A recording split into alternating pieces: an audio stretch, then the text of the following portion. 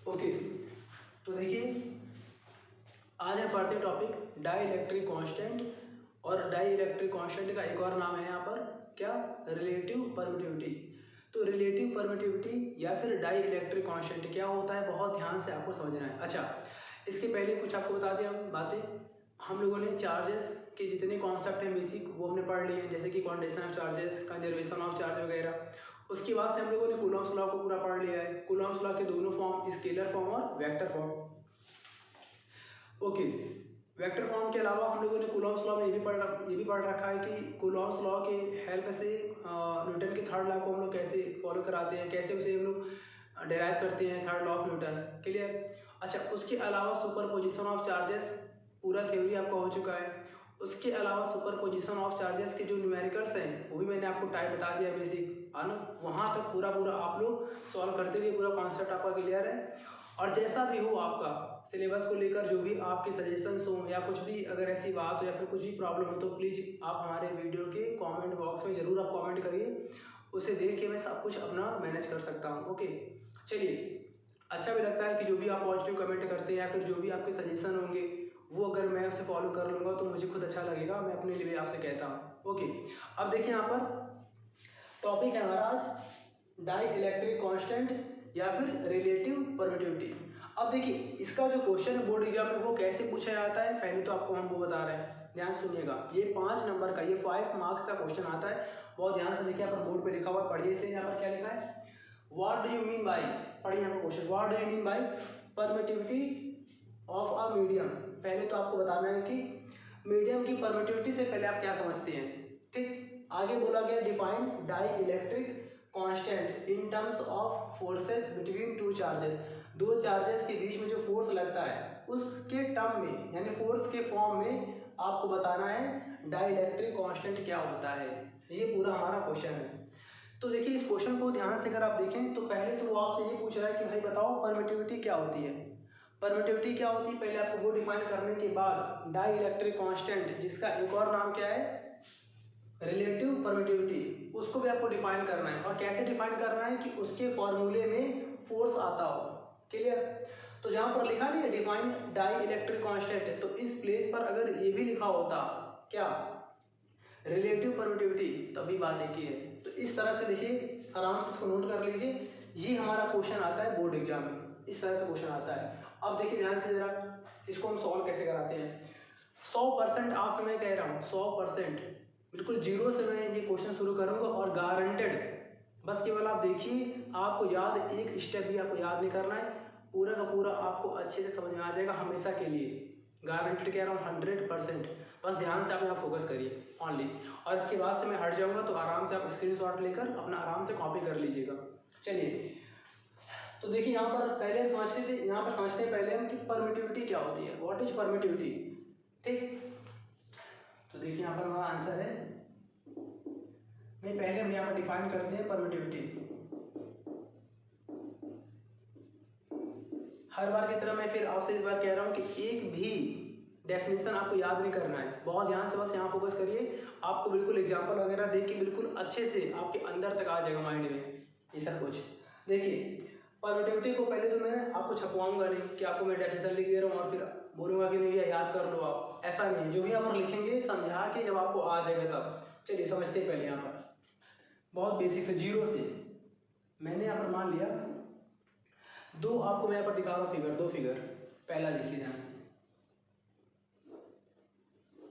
देखिए पहले यहाँ पर फिगर क्या है। मान लीजिए मेरे पास 2 पॉइंट चार्ज है, मान लीजिए मेरे पास 2 पॉइंट चार्ज है। एक मान लिया पॉइंट चार्ज यहाँ रखा है, मान लिया हमने Q1, और एक पॉइंट चार्ज मैंने मान लिया यहाँ रख दिया, इस पॉइंट पर रख दिया, मान लिया हमने कितना Q2। और ये पूरा का पूरा जो हमारा जो ये पूरा सिस्टम है वो हमने रख दिया वैक्यूम में। कहाँ रखा मैंने, वैक्यूम में। आपको डिस्टेंस ही पता है, डिस्टेंस हमें दे रखी कितनी r।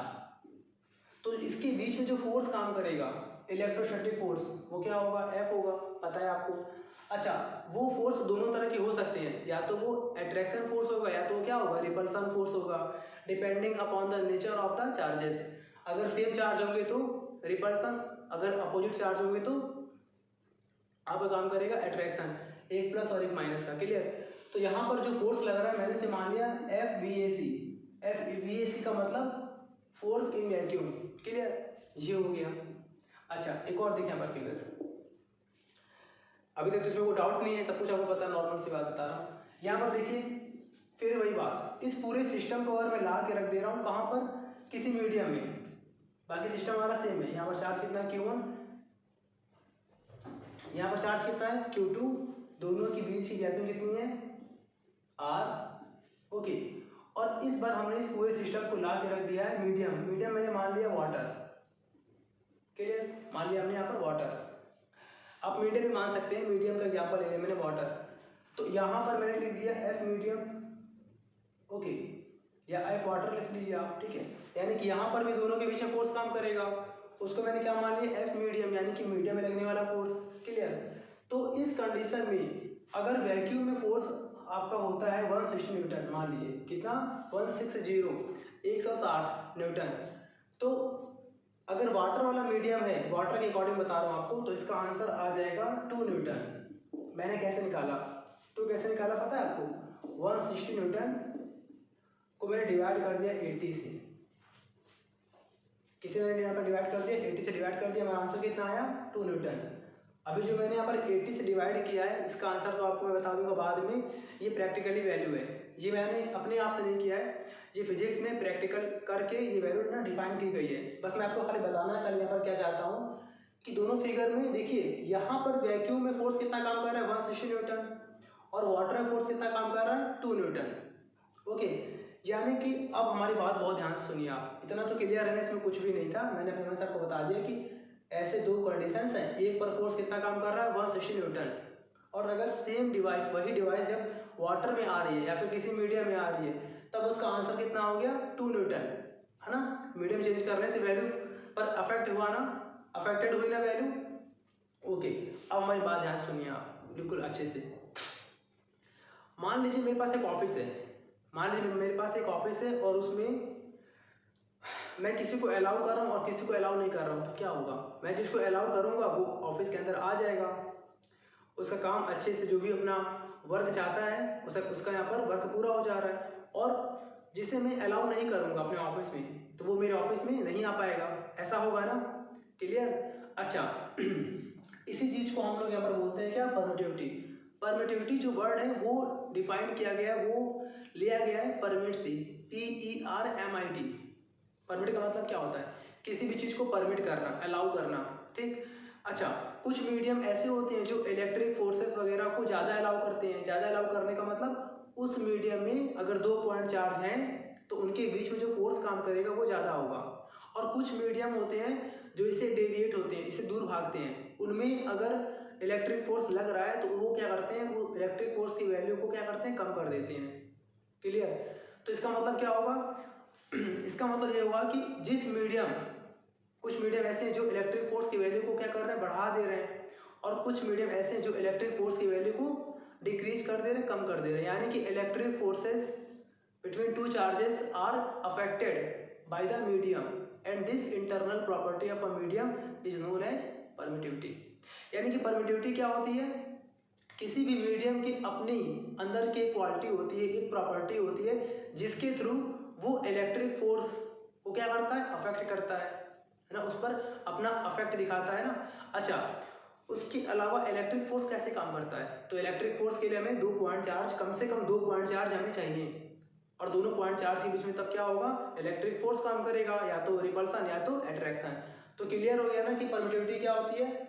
यहाँ पर देखिए परमिटिविटी और यहाँ पर देखिए परमिटिविटी, क्लियर है।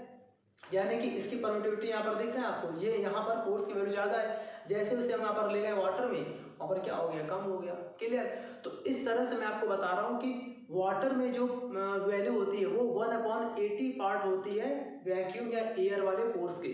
मैं आपको यहाँ पर लिख दे रहा हूँ, मैंने आपसे पहले भी कहा था कि मैंने खुद से नहीं किया, ये प्रैक्टिकल वैल्यू है क्या, F water is equal to 1/80 part of F vacuum.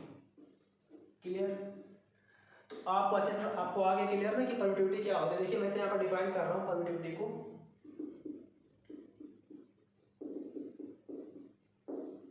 Permittivity of a medium is the property of a medium by which electric force, और इलेक्ट्रिक फोर्स कहाँ पर होगा, between two charges placed in that medium is affected. Clear? ये आपका हो गया definition. देखिए बहुत ध्यान से आप समझिए यहाँ पर क्या लिखा है। Permittivity of a medium is the internal property और प्रॉपर्टी ऑफ अ मीडियम, यानी ये किसी मीडियम की प्रॉपर्टी होती है जिसके through by which electric force between two charges placed in that medium is affected, जिसके थ्रू उसी मीडियम में अगर दो इलेक्ट्रिक चार्ज रखे हो तो उनके बीच में जो इलेक्ट्रिक फोर्स काम करेगा उस पर क्या होगा, इफेक्ट पड़ता है। क्लियर? तो ये हमारा हो गया परमिटिविटी। अच्छा, नॉर्मली अगर आपको कोई पूछे प्रैक्टिकली वैल्यू, जैसे कि प्रैक्टिकल वगैरह जब होते हैं 12th क्लास में, तो ओरल क्वेश्चन पूछे जाते हैं कि भाई बताओ, ध्यान से सुनिएगा, कि अगर वैक्यूम में दो पॉइंट चार्ज को मैंने वैक्यूम में रखा है और वैक्यूम पे रखने पर उनके बीच में फोर्स काम कर रहा है 800 न्यूटन, 800 न्यूटन, तो बताओ कि अगर उसी डिवाइस को अगर हम वाटर में प्लेस कर दें तब इसी इलेक्ट्रिक फोर्स की वैल्यू क्या होगी, बताइए। वेरी गुड, सही है आपका आंसर। कितना? 10। कैसे? 800 में डिवाइड कर देंगे 80 से, पूरा कट जाएगा और बचेगा कितना, 10। ये आपका हो गया 1 मार्क्स का जो प्रैक्टिकल में क्वेश्चन पूछे जाते हैं वो। दूसरा, अगर आपको जनरली किसी को भी समझाना हो कि व्हाट इज परमिटिविटी, तो क्लियर आप बता लोगे ना क्या होता है परमिटिविटी।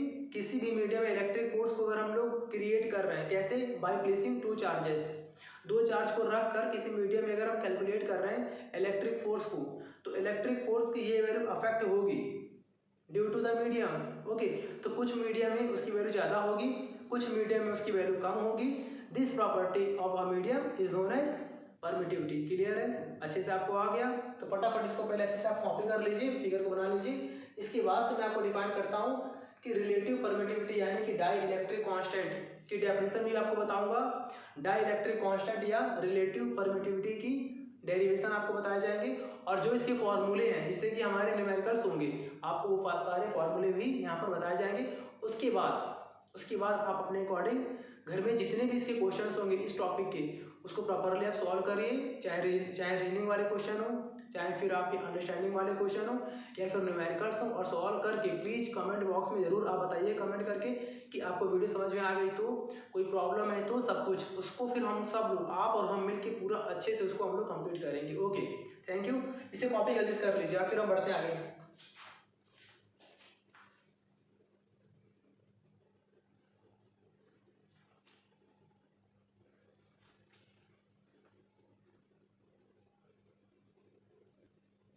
ओके, कॉपी कर लिया आप लोगों ने। अब देखिए यहाँ पर ध्यान से, यहाँ पर लिखा हुआ है derivation of dielectric constant और रिलेटिव परमिटिविटी। अब यहाँ पर हम लोग पढ़ेंगे कि डाई इलेक्ट्रिक कांस्टेंट या फिर रिलेटिव परमिटिविटी, इसको हम लोग डिराइव कैसे करते हैं, बहुत ध्यान से आप समझिएगा। ओके, बहुत सिंपल है, बहुत ही सिंपल है। सबसे पहले तो ये बताने से पहले मैं आपको कुछ यहाँ पर दिखा रहा हूँ फिगर, ध्यान दीजिएगा। फिगर मैंने यहाँ पर दिखाया आपको दो फिगर। पहला यहाँ पर है कि मान लीजिए मैंने दो पॉइंट चार्जेस हैं, एक हमने मान लिया कितना Q1 और एक हमने मान लिया Q2। गैपिंग इन दोनों के बीच की R है, इन दोनों के बीच की जो गैपिंग है वो कितनी है, R है, और इन दोनों को मैंने रखा हुआ है सेम वैक्यूम में। अगर ये हमारा पूरा का पूरा डिवाइस या फिर हम कहें कि पूरा सिस्टम अगर वैक्यूम में रखा है, तो इनके बीच में जो फोर्स काम करेगा वो हमने क्या मान लिया, F वैक्यूम। क्लियर?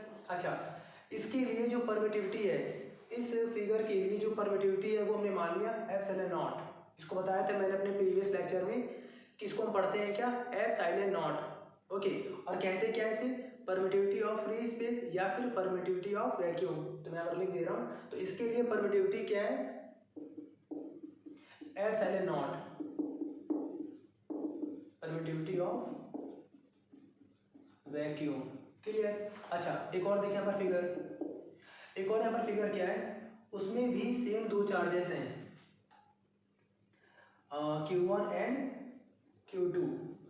और इस बार, अच्छा इस बार सब कुछ पूरा सिस्टम वही है, पूरा का पूरा सिस्टम सेम है, सेम चार्जेस हैं और सेम डिस्टेंस है। यहाँ पर डिस्टेंस दिखा दिया मैंने r, और इस बार मैंने इसको रख दिया मीडियम में। अब वो मीडियम कुछ भी पॉसिबल है, वाटर हो या फिर कुछ भी हो, बस वैक्यूम नहीं होगा। ओके, और एयर मत लेना आप, क्योंकि वैक्यूम और एयर दोनों के लिए एप्सिलॉन नॉट हम लोग लेते हैं, मतलब दोनों के लिए ये वैल्यू डाइलेक्ट्रिक कांस्टेंट के बराबर होती है। तो वैक्यूम और एयर को एक मान लो आप इस टॉपिक में, इस चैप्टर में, दोनों के लिए। और इसके अलावा यहाँ पर आप कोई भी मीडियम एज्यूम कर सकते हो, वाटर ले लो, वैक्स ले लो, मेटल ले लो, ठीक है।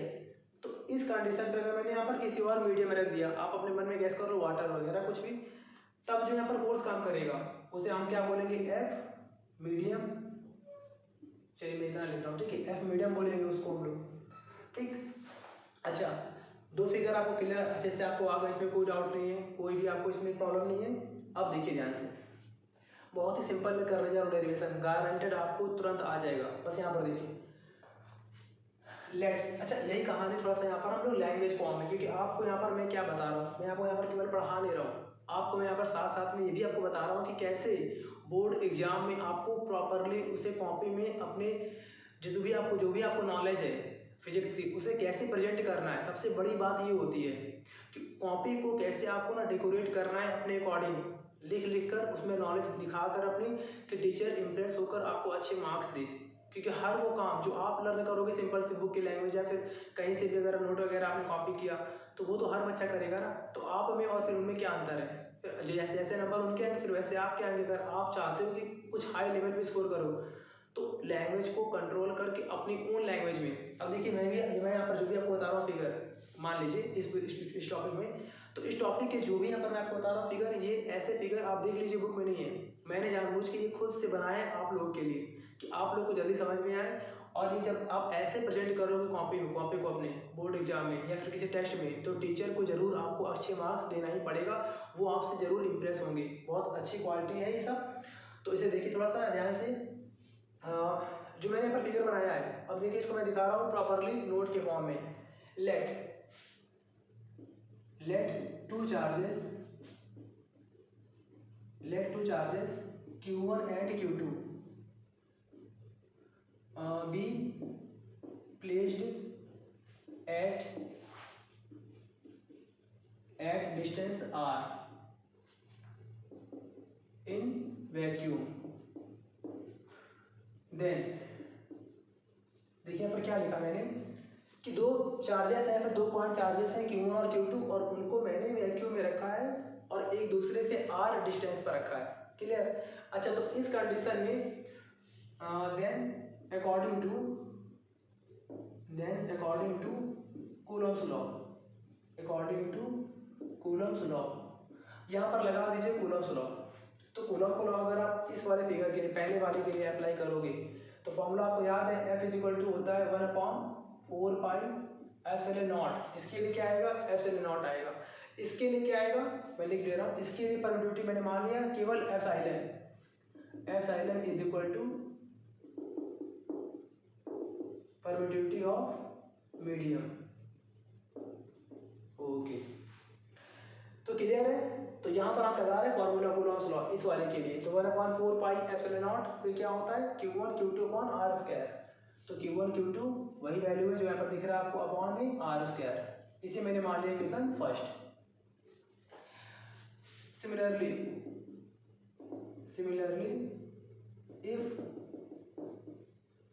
if this system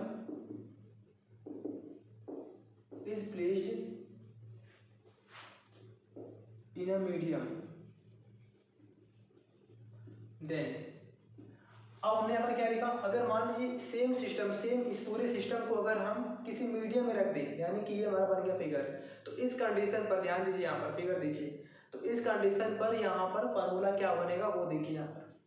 तो इस कंडीशन में फार्मूला हमारा क्या बन जाएगा, F मीडियम यहाँ पर लिख देंगे, सॉरी यहाँ पर एक काम करिए, यहाँ पर लिख दीजिए आप F वैक्यूम। यहाँ पर हम लोग थोड़ा सा अच्छे से, F सही है लेकिन बस यहाँ पर क्या लिख देंगे, F वैक्यूम VAC। इसका मतलब क्या हुआ कि जो फोर्स लग रहा है वो कहाँ लग रहा है, वैक्यूम में लग रहा है, आपको मालूम रहेगा। इसलिए यहाँ पर मैंने लिख दिया F मीडियम, यानी कि ये फिगर हमारा इसका है। तो F मीडियम के लिए फॉर्मूला लगाइए यहाँ पर 1/4 pi epsilon naught into, sorry यहाँ पर खाली क्या आएगा 1/4 पाई साइलन, मैंने यहाँ पर एज्यूम किया है ना कि परमिटिविटी ऑफ मीडियम क्या है, यहाँ पर एफ साइलन है, तो 1/4 pi epsilon into Q1 Q2, Q1 and Q2 upon distance same है आर स्क्वायर, क्या मान लिया मैंने, सेकेंड। इतना करने के बाद बस खत्म, इसके अलावा आप कुछ नहीं, इसके अलावा केवल सॉल्व करना है, आपका हो गया डिराइव, 5 मार्क्स का क्वेश्चन अटेंड हो गया। देखिए अब यहाँ पर क्या करेंगे, now on dividing equation first by second, चलिए मैं अच्छे से लिख दे रहा हूँ इसे, now on dividing equation first by second, क्या कर रहा हूँ मैं यहाँ पर, अब मैंने यहाँ पर फर्स्ट में सेकेंड से डिवाइड कर दिया, वी गेट, अच्छा डिवाइड करना, दो इक्वेशंस को डिवाइड करना आपको आता है, कैसे करते हैं, LHS को LHS से और RHS को RHS से, बाकी जो बच्चे बायो वाले हैं, जिन्होंने बायो लिए उनके लिए भी देखिए सेम है, बता रहा हूँ आपको, मैं करके दिखाता हूँ। तो कैसे यहाँ पर डिवाइड करेंगे, LHS को LHS से और RHS को RHS से, तो देखिए इक्वेशन फर्स्ट का LHS क्या लिखा हुआ है, एफ वैक्यूम, इक्वेशन फर्स्ट में डिवाइड कर रहा है सेकेंड से, तो इक्वेशन फर्स्ट का जो LHS है वहाँ पर क्या लिखा है, एफ वैक्यूम, तो हमारे यहाँ पर कितना आ गया, एफ वैक्यूम, यहाँ से कर दे रहा हूँ मैं, एफ वैक्यूम अपॉन, और इक्वेशन सेकेंड का LHS क्या है, F medium, F medium is equal to, okay LHS का डिवाइड हो गया। अब बारी आती है RHS के डिवाइड करने की, तो देखिए RHS में क्या लिखा है, ये पूरा लिखा हुआ है, पहले हम इसे कॉपी कर दे रहे हैं, पहले RHS में यहाँ पर जो भी लिखा है उसे पहले हम कॉपी करते हैं, तो इसे हम कॉपी कर दीजिए, 1/4 pi epsilon naught Q1 Q2 upon R square, complete. फिर यहाँ पर क्या है, डिवाइड करना है, यहाँ पर देखिए RHS को मैंने कॉपी कर दिया, डिवाइड करना है, ये भी तो है साइन डिवाइड का, पढ़ा है आपने, इसे भी तो कहते हैं ना डिवाइड, तो मैंने यहाँ पर साइन लगा दिया, स्टेप बाय स्टेप सॉल्व करने के लिए कि आपको कहीं भी प्रॉब्लम ना हो।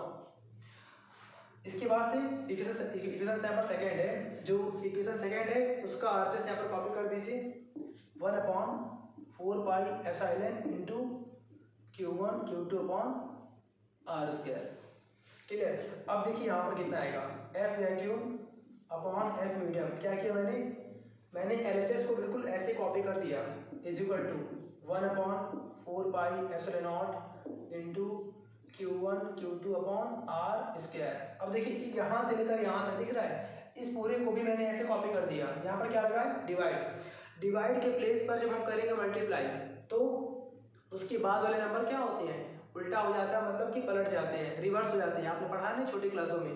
तो इसके प्लेस पर मैंने लगाया इंटू, जैसे इसके प्लेस पर आएगा इंटू, यहाँ पर नंबर उल्टा हो जाएगा, यहाँ पर हो जाएगा 4 पाई एप्सिलॉन ऊपर अपॉन 1 इंटू, और जो यहाँ पर था आर स्क्वायर वो भी हो जाएगा ऊपर, और ये पूरा आ जाएगा नीचे Q1 एंड Q2। अब देखिए यहाँ पर सॉल्व कर लेंगे, कैंसिल हो गया यहाँ पर सब कुछ, देखिए Q1 Q2 से पूरा Q1 Q2 कैंसिल। आप ना बोर्ड एग्जाम की कॉपी में इस तरह से कैंसिल मत करना, मैं आपको यहाँ पर केवल समझाने के लिए यहाँ पर कैंसिल कर रहा हूँ, आप बोर्ड एग्जाम में ऐसे कैंसिल मत करना, ओके। आप डायरेक्टली कैंसिल करके यहाँ पर लिख देना बस। तो ये पूरे से पूरा कट गया, 4 पाई से 4 पाई कट गया, आर स्क्वायर से आर स्क्वायर कट गया, तो क्या बचा फिर, इसको तो छोड़ दो ऐसे, यहाँ पर देखो क्या बचा, ऊपर बचेगा एप्सिलॉन और नीचे बचेगा एप्सिलॉन नॉट, और यहाँ से हमारा आ जाएगा F vacuum upon F medium is equal to epsilon upon epsilon naught, okay. ये पूरा आ गया ना।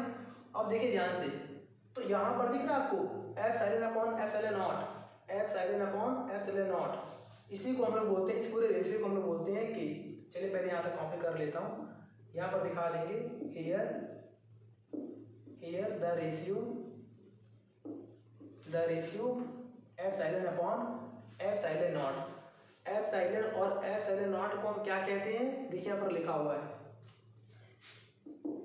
इज नोन एज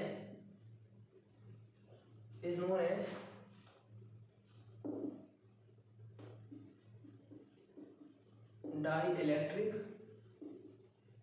कांस्टेंट और रिलेटिव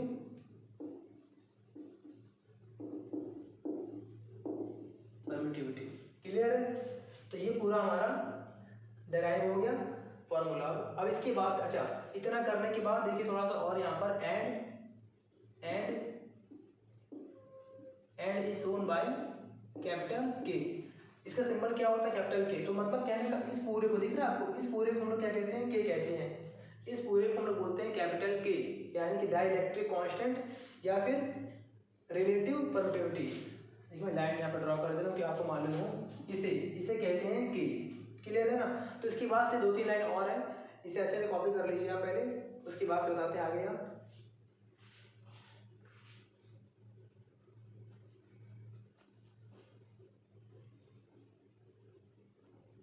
ओके, आपने कर लिया नोट पूरा। अब देखिए इसके अलावा ना थोड़ा सा और आपको बताएंगे इसी के बारे में कि जब एग्जाम में आएगा, जब आपके बोर्ड एग्जाम में आ जाए, अगर आपके टेस्ट वगैरह में, अगर आपके स्कूल के टेस्ट में आ जाए, तो यहाँ तक करने के बाद थोड़े से और की पॉइंट्स आपको बताता हूँ कि जिससे आपको और अच्छे मार्क्स मिलेंगे। वो देखिए ध्यान से, यहाँ तक पूरा कॉपी हो गया आप लोगों का। देखिए थोड़ा सा है बस मेन पॉइंट समझने वाली इसमें जरूरी चीज़ें हैं। अब देखिए ध्यान से, जब यहाँ तक हो जाए, अब देखिए आपने यहाँ पर क्या पढ़ा कि एप्सिलॉन अपॉन एप्सिलॉन नॉट को, एप्सिलॉन अपॉन एप्सिलॉन नॉट को हम लोग क्या कहते हैं? क्या कहते हैं ना? तो इस पूरे के प्लेस पर हम लोग यहाँ पर अप्लाई कर देंगे के, इस पूरे के प्लेस पर। तो ऐसे बोलेंगे now F vacuum upon F medium is equal to epsilon upon epsilon naught is equal to capital K. ये देखिए हमारा हो गया। क्लियर है ना? आपसे कहा ना मैंने कि इस पूरे को हम लोग कहते हैं कि यहाँ पर क्या है? डाइलेक्ट्रिक कांस्टेंट या फिर रिलेटिव परमिटिविटी। यहाँ तक करने के बाद सुनिए ध्यान से। अब इसके बाद से यहाँ पर आप लिखेंगे definition of dielectric constant. Okay, अब देखिए इसकी यहाँ पर डेफिनेशन क्या होती है। आप ये बोल दीजिए कि डेफिनेशन ऑफ डाइलेक्ट्रिक कांस्टेंट या फिर डेफिनेशन ऑफ रिलेटिव परमिटिविटी। चलिए मैं लिख दे रहा हूँ यहाँ पर और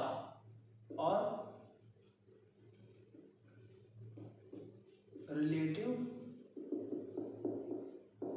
परमिटिविटी।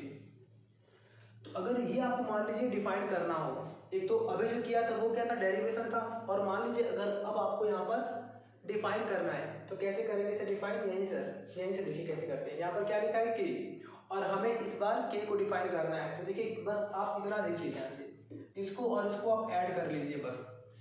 तो यहाँ पर क्या लिखा है?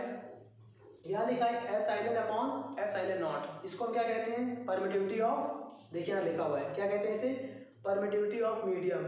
अच्छा, जो यहाँ पर नीचे लिखा है वहां पर लिखा हुआ है एप्सिलॉन नॉट, उसे हम क्या कहते हैं? उसे हम कहते हैं परमिटिविटी ऑफ वैक्यूम। तो सिंपल सा, permittivity of a medium to the permittivity of vacuum is known as क्या? के का मतलब डाइलेक्ट्रिक कांस्टेंट। तो यहाँ पर कैसे आप डिफाइन करोगे? बोर्ड पर देखो आप, यहाँ पर लिखा हुआ है the ratio of permittivity of a medium to the permittivity of vacuum is known as dielectric constant और रिलेटिव परमिटिविटी। देखिए यहाँ पर ध्यान से, मैं पर लिख दे रहा हूँ नोट पूरा। The ratio of permittivity of vacuum to the permittivity of medium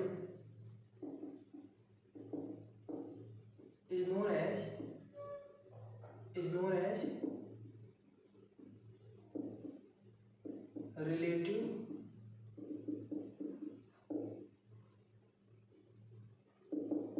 permittivity और dielectric कांस्टेंट। क्लियर? तो ये पूरा हमारा हो गया डिफाइन। अब देखिए वैसे इरेज कर दे रहा हूं। अब देखिए ध्यान से, ये पूरा तो हमारा हो गया डिफाइन। अब देखिए इसमें कुछ और एक्स्ट्रा पॉइंट्स कैसे आप दिखाओगे। इतना करने के बाद अब ऐसे करना आप, देयरफॉर व्हेन, देखिए, और जो अब बता रहा हूँ वो केवल और केवल ओनली फॉर न्यूमेरिकल्स इसके लिए है, लेकिन आपको ये दो तरह से आपको ये बेनिफिट देंगे। एक तो न्यूमेरिकल्स के लिए बता रहा हूँ, ठीक है, आपको ये सारे पॉइंट्स। दूसरा कि जब भी पेपर में अगर ये क्वेश्चन आएगा, पेपर में अगर ये क्वेश्चन आया तो आपको ये एक्स्ट्रा बूट्स, मतलब कुछ आपको ये एक्स्ट्रा बूस्टिंग करनी पड़ेगी, कुछ आपको अलग से ये दिखाना ही पड़ेगा, जिससे कि आपकी कॉपी अच्छी होगी, आपको अच्छे मार्क्स भी आपको मिलेंगे। ओके, देखिए यहाँ पर कैसे करेंगे। वैन, देखिए यहाँ पर 3 चीज़ें, 1 2 3। तो इसमें हम लोग क्या करेंगे, एक बार हम लोग इक्वल लेंगे फोर्स वाले टर्म्स को के इक्वल, सब यहाँ पर इक्वल है, तो एक बार हम लेंगे इसको और इसको equal, F vacuum upon F medium को इक्वल करेंगे के। तो when F vacuum upon F medium is equal to capital K, then तो यहाँ से हमारा फॉर्मूला बन गया, then F medium is equal to 1 upon K into F vacuum. Clear हो गया, यस और नो? सबको समझ आ गया कैसे हुआ ये?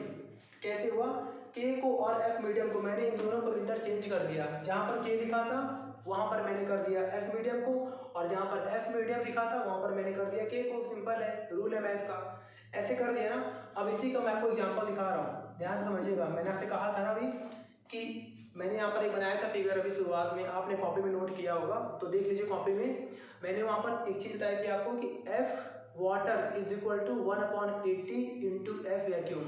देखिए कॉपी में आपने लिखा था, और ये भी आपसे कहा था कि ये क्वेश्चन ओरल पूछा जाता है, 1 मार्क का आता है, 1 नंबर का क्वेश्चन आता है, कहा था ना आपको मैंने। वही देखिए यहाँ पर लिखा हुआ है, मैंने यहाँ पर एग्जांपल ले लिया एफ वाटर। तो वाटर के लिए के की वैल्यू कितनी होती है, वाटर के लिए के कितना होता है 80, लिखवाया था आपको मैंने अपने पुराने लेक्चर में। तो के की यहाँ पर वैल्यू कितनी 80 इंटू एफ वैक्यूम, और आपको याद होगा तो यही फार्मूला मैंने अभी शुरुआत में जब मैंने ये लेक्चर आज का शुरू किया था तो मैंने ये फॉर्मूला वहाँ पर अप्लाई किया था, और आपसे कहा था कि मैं अपने मन से नहीं कर रहा हूँ, ये मैं अपने मन से नहीं कर रहा हूँ, ये जो लिखा है फॉर्मूला मैंने यहाँ पर ये प्रैक्टिकल वैल्यू है। और कैसे प्रैक्टिकल है आपको दिख रहा है ना कंप्लीट, अब तक क्लियर है ना अच्छे से। ये मैंने शुरुआत में एग्जाम्पल लिया था, और देखिए मैं आपको दोबारा मैंने दिखा दिया कि वो जो एग्जाम्पल मैंने लिया था शुरुआत में वो कैसे लिया था और क्यों लिया था। क्लियर? अब देखिए ध्यान से, फिर से वही बात, अगर एफ वैक्यूम की वैल्यू 800 हो तो यहाँ पर कितना आएगा 10, अगर यहाँ पर हो 160 तो यहाँ पर कितना आएगा 2। मैंने वही एग्जाम्पल लिया था। क्लियर?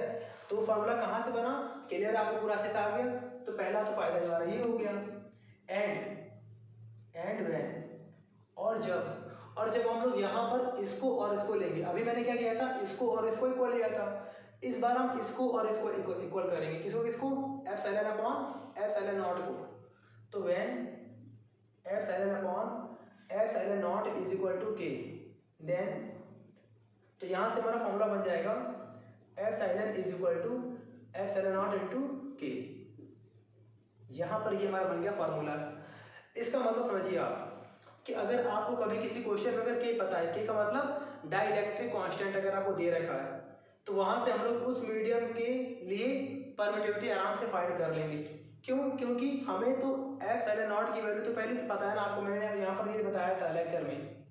चलिए मैं यहाँ लिख दे रहा हूँ, इसकी वैल्यू आपसे कहा था कि आप इसे याद कर लीजिए। इसकी वैल्यू होती है 8.85 क्रॉस 10 की power -12, and what is the unit? इसकी यूनिट होती है coulomb square upon newton metre square. Complete, ये पूरा आपको यहाँ पर बताया गया था। डन? कैसे आपका ये वैल्यू है, इसको आपको जस्ट याद करना है, समझना है, आपको याद करना है। अब मान लीजिए क्वेश्चन कैसे आता है, इस फॉर्मूले पर बेस्ड क्वेश्चन कैसे आते हैं पेपर में आपको बता रहा हूँ। आपको बोल देगा इफ द, ध्यान से सुनिएगा, if the dielectric constant of a medium is 80, example मतलब वाटर, ओके 80 है अगर वाटर के लिए, तो बताओ कि then what is the value of permittivity of water. तो कैसे फाइंड करोगे, यहाँ पर क्या करने वाले हो, अगर आपको यहाँ पर के की वैल्यू पता है 80 है, और इसकी वैल्यू पहले से आपको पता है, किसकी, एप्सिलॉन नॉट की वैल्यू पहले से पता है, ये कभी चेंज नहीं होगी, ये वैल्यू पता है। तो इसमें आप क्या करोगे कि यहाँ पर इसकी वैल्यू में के से मल्टीप्लाई कर दोगे, जो भी आपको वहाँ पर न्यूमेरिकल में के की वैल्यू देख के आएगी, और जैसे आप इसमें के से मल्टीप्लाई करोगे आपका निकल आएगा आंसर। तो इसके थ्रू हम लोग यहाँ पर देखिए, मैं फिर से कह दे रहा हूँ, ये यहाँ पर है क्या, इसे क्या कहते हैं, परमिटिविटी परमिटिविटी ऑफ मीडियम। तो बहुत ही मेन फार्मूला है ये, मैं आपसे बार बार कह रहा हूँ कि बहुत ध्यान से समझिए। इससे न्यूमेरिकल्स होते हैं, 1 मार्क से क्वेश्चन आते हैं, ये प्रैक्टिकल में पूछा जाने वाला क्वेश्चन है। तो इसमें क्या करना है, ध्यान सुनिएगा। आपको सिर्फ और सिर्फ के की वैल्यू दे के आएगी, बिकॉज एप्सिलॉन नॉट की वैल्यू तो फिक्स है ना, 8.85 10⁻12 coulomb square upon newton metre square. यहाँ पर डैश लगा है, डैश का मतलब यहाँ पर क्या है, मल्टीप्लाई। यूनिट में अगर डैश लगा है इसका मतलब क्या होता है, मल्टीप्लाई। तो इस तरह से हम लोग दोनों क्वेश्चन को अटेंड करेंगे। यहाँ पर भी देख लीजिए, किसी भी मीडियम में अगर इलेक्ट्रिक फोर्स निकालना है तो आपको करना वहाँ पर क्या है, अगर आपको एफ वैक्यूम पता है तो उसमें के से आप डिवाइड कर दोगे तो आपका निकल के आ जाएगा एफ मीडियम। तो हमारे ये पूरे 2 फॉर्मूले हैं कॉन्सेप्ट वाले, इसको प्रॉपरली आप अच्छे से नोट कर लीजिए। अब इसके बाद से आपको बताते हैं, कुछ बातें हैं हमारी, कॉपी करिए से बताते हैं आपको।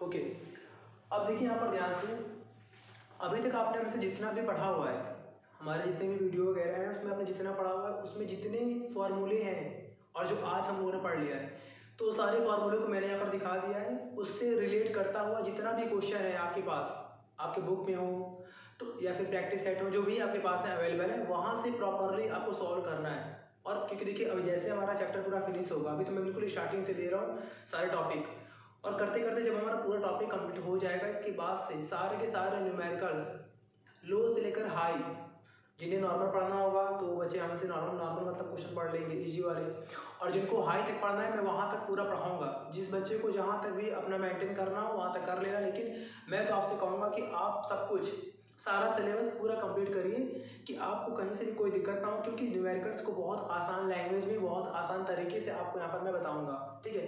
तो यहाँ पर जो कुछ लिखे हैं फॉर्मूले, अभी तक हमने जितना पढ़ा है उससे रिलेट करता फार्मूला है यहाँ पर। तो आप घर जाकर, वो सॉरी आदत है मेरी घर जाकर बोलने की, तो आप लोग घर में, अभी तो ऑनलाइन चल रहा है सब कुछ, तो घर में जाके आप जितने भी से क्वेश्चंस हैं बेसिक से लेकर जितने भी हाई वाले हैं, इस फार्मूले को रिलेट करता हुआ सारा क्वेश्चन अपने अकॉर्डिंग लगाइए। और जो भी अगर आपको आ जाता है तभी हमें कमेंट करिए, अगर आपको कुछ प्रॉब्लम वगैरह हो रही है तभी आप हमें कमेंट करिए, फिर हम और आप दोनों मिलकर इस पूरे प्रॉब्लम को हम लोग सॉल्व करेंगे कंप्लीट। अब देखिए यहाँ पर जरा फॉर्मूले की बात करते हैं। फॉर्मूले में देखिए पहले यहाँ पर लिखा हुआ है F = 1/4 pi epsilon naught Q1 Q2 upon R square. ये फार्मूला आपको यहाँ पर कब अप्लाई करना है, ये फार्मूला आपको अप्लाई करना है कब, जब आपको वैक्यूम दे रखा हो या फिर एयर दे रखा हो उस कंडीशन में। अच्छा, यहाँ पर एक चीज़ यहाँ पर आ रही है क्या, एप्सिलॉन नॉट, तो इसे हम क्या कहते हैं, परमिटिविटी ऑफ फ्री स्पेस या फिर परमिटिविटी ऑफ वैक्यूम, जैसा कि आपको मैंने बताया हुआ है। और इसकी वैल्यू होती है 8.85 cross 10⁻12 coulomb square upon newton metre square. Clear. दूसरे यहाँ पर फार्मूला आपका लिखा हुआ है, उसी फॉर्मेट में थोड़ा सा अंतर है। एफ मीडियम, यानी कि मीडियम में अगर आपको फोर्स निकालना है तो उसका फार्मूला है 1/4 pi epsilon naught into capital के, साथ यहाँ पर क्या कैपिटल के है, into Q1 Q2 upon R square. सारे सिंबल पता है आपको। यहाँ पर देखिए यहाँ क्या लिखा है, फॉर एनी अदर मीडियम, किसी भी मीडियम के लिए, किसको छोड़ दीजिए, केवल वैक्यूम और एयर को छोड़कर अगर कोई और मीडियम है वहां पर आपको ये फार्मूला अप्लाई करना है। वेयर कि यहाँ पर क्या है, डाई इलेक्ट्रिक कांस्टेंट, जैसा कि बताया आपको मैंने, या फिर रिलेटिव परमिटिविटी भी इसे कहते हैं, ठीक। अब देखिए पर तीसरा फार्मूला यहाँ पर लिखा है एफ मीडियम। अगर आपको किसी मीडियम में फोर्स निकालना होगा तो उसका फार्मूला होता है 1/k इंटू एफ वैक्यूम। मतलब कहने का कि अगर आपको वैक्यूम का फोर्स पता है तो उसमें आप उस मीडियम के कैपिटल के की वैल्यू से डिवाइड कर दोगे तो आपका निकल आएगा उस मीडियम में कितना फोर्स लग रहा है, कंप्लीट। सिमिलरली देखिए फार्मूला नंबर 4, चौथा यहाँ पर फार्मूला यहाँ पर लिखा हुआ है एप्सिलॉन = एप्सिलॉन नॉट इंटू के। सिंबल देखिए मैंने यहाँ पर लिख दिया है दो चीजें। पहले यहाँ पर लिखा है कि एप्सिलॉन को क्या कहते हैं, परमिटिविटी ऑफ मीडियम, और यहाँ पर दूसरा लिखा हुआ है एप्सिलॉन नॉट, इसे हम कहते हैं परमिटिविटी ऑफ वैक्यूम। इसके बाद से यहाँ पर एक पांचवा फार्मूला यहाँ पर लिखा हुआ है, ये फार्मूला आपने 10th क्लास में पढ़ा होगा, बहुत बेसिक फार्मूला है। Q = N, यहाँ पर Q क्या है पता है आपको, चार्ज है।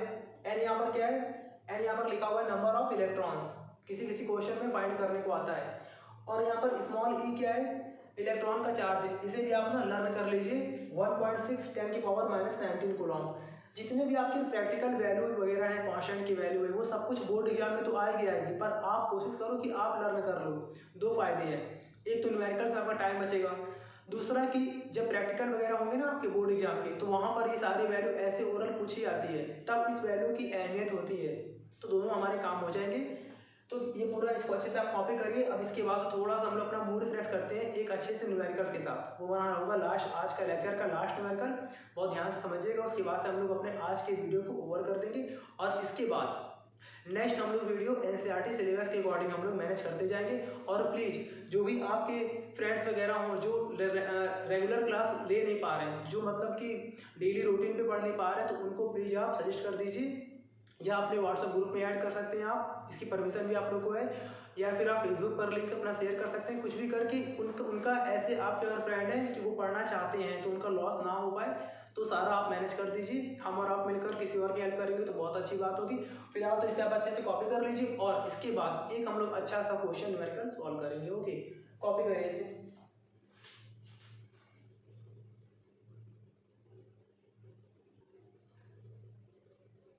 ओके, अब देखिए हमारा ये क्वेश्चन बोर्ड पे लिखा हुआ है, इसको हम लोग अच्छे से सॉल्व करते हैं। सिंपल सा क्वेश्चन है, जीरो से हम स्टार्ट करते हैं। अभी बहुत सिंपल से यहाँ पर क्वेश्चन है, बोला गया है the electrostatic force of repulsion between two positively charge ions. अब देखिए यहाँ पर क्या बोला गया है। सबसे पहली बात आपको मैं एक बात बता रहा हूँ, किसी भी न्यूमेरिकल को अगर आप सॉल्व करने बैठे हैं या सॉल्व कर रहे हैं, तो बहुत ही ध्यान से पहले उसके क्वेश्चन को पॉइंट टू पॉइंट पहले समझिए। देखिए न्यूमेरिकल का सॉल्यूशन ना आता हो ठीक है, अच्छी बात है, ना आए ठीक है, लेकिन क्वेश्चन को पहले बहुत अच्छे से पहले मैनेज करके अपने माइंड में समझिए कि क्वेश्चन हमें कितना गिवन है और कितना कितना हमसे पूछ रहा है, क्या हमसे पूछना चाहता है। और ध्यान रखिए एक और बात, हर क्वेश्चन आपको कुछ ना कुछ समझा के जाएगा। वो क्वेश्चन ऐसा होता है कि आपको ना कुछ वो पॉइंट्स बता देता है। ध्यान रखिएगा, हर एक क्वेश्चन से आपको थ्योरी आपकी इंप्रूव होगी। ये फायदा है एक न्यूमेरिकल का। तो सबसे मेन मैं यहाँ पर बात किया है, न्यूमेरिकल आए या ना आए बात की बात है, उसके सारे की पॉइंट्स को पहले अपने माइंड में आप रखिए बहुत ध्यान से। देखिए यहाँ पर क्या बोला गया है कि electrostatic force of repulsion, force कैसा है, रिपल्सन है, और कहाँ लग रहा है, दो पॉजिटिवली चार्ज आयंस हैं। कॉमन सी बात है भाई, अगर दो आयंस पॉजिटिव हैं तो कौन सा फोर्स काम करेगा, रिपल्सन फोर्स काम करेगा। वही बात यहाँ पर बता रहा है। अगर नहीं बताता न्यूमेरिकल में, तभी आपको मालूम होना चाहिए कि अगर दो चार्ज पॉजिटिव हैं तो उनके बीच में कौन सा फोर्स काम करेगा, रिपल्सन फोर्स काम करेगा। आगे आइए, फिर यहाँ पर बोला गया है कैरिंग इक्वल चार्जेस, और जो दोनों आयंस है ना प्लस वाले, उन पर चार्ज भी कैसा इक्वल है, यानी अगर एक पर क्यू है तो दूसरे पर भी क्यू होगा, ये मतलब है। दोनों के बीच की, अच्छा बोला गया इज 3.7 10⁻⁹ न्यूटन। ये क्या है बताइए, पता है आपको क्या है, बताइए। ये आपको दे रखा है फोर्स, कैसे मालूम, यहाँ पर क्या लिखा है एन फॉर यहाँ पर क्या है न्यूटन। ध्यान रखिएगा, हम कभी कभी क्या है बच्चे ऐसे पढ़ते हैं कि सर हमें मैनेज नहीं हो पा रहा है कि इसमें क्या गिवन है, क्या गिवन है वही हमें मालूम नहीं हो रहा है, तो हम कैसे सॉल्व करें। सिंपल सी बात है, फिजिक्स की एक पहचान है न्यूमेरिकल की।